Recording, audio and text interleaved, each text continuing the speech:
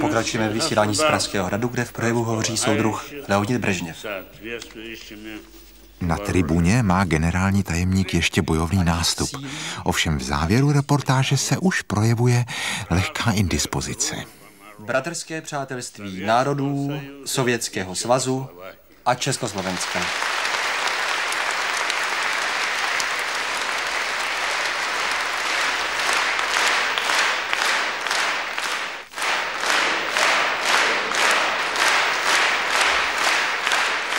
Да здравствует мир! Ať je mír.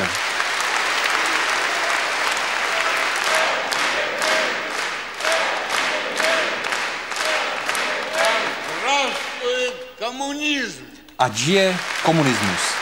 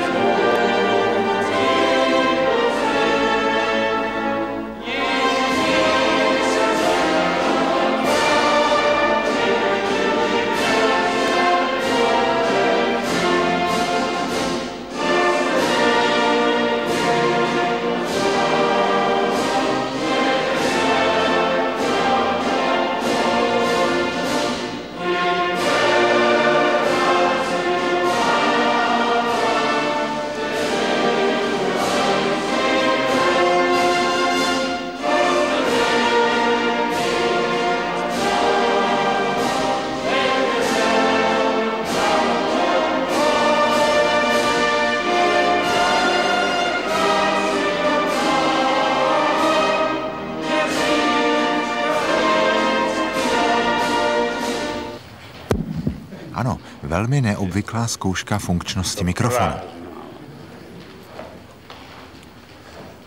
Дорогой товарищ Гусак, уважаемые товарищи.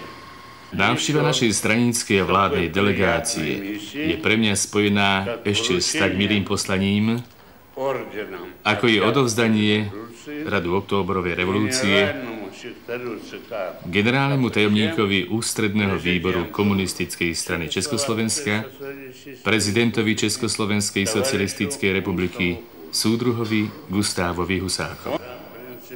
Pre zásadovosť, politickú statočnosť,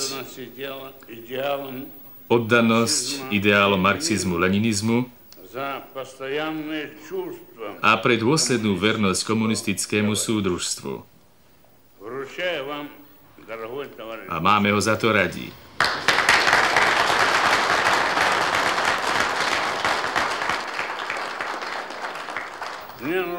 Drahý súdruh Biľak, vážení súdruhovia, mojou úlohou je splniť ešte jednu príjemnú povinnosť. Odovzdať Leninov rad členovi predsedníctva, tajomníkovi Ústredného výboru Komunistickej strany Československa, súdruhovi Vasilovi Biľakovi.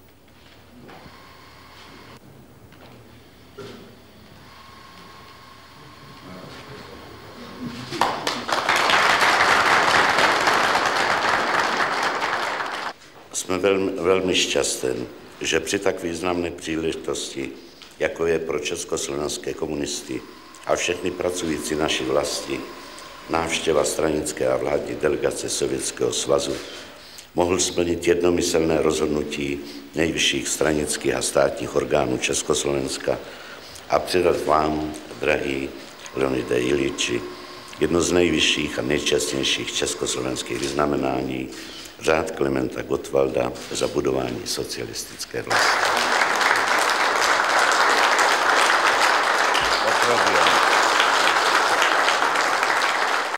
Дорогой товарищ Гусак, уважаемые товарищи, принимая эту почетную награду, Чехословацкой социалистической республики сердечно благодарю за оказанную мне честь. Со своей стороны, делу дружбы с социалистической Чехословакией я буду предан неизменно.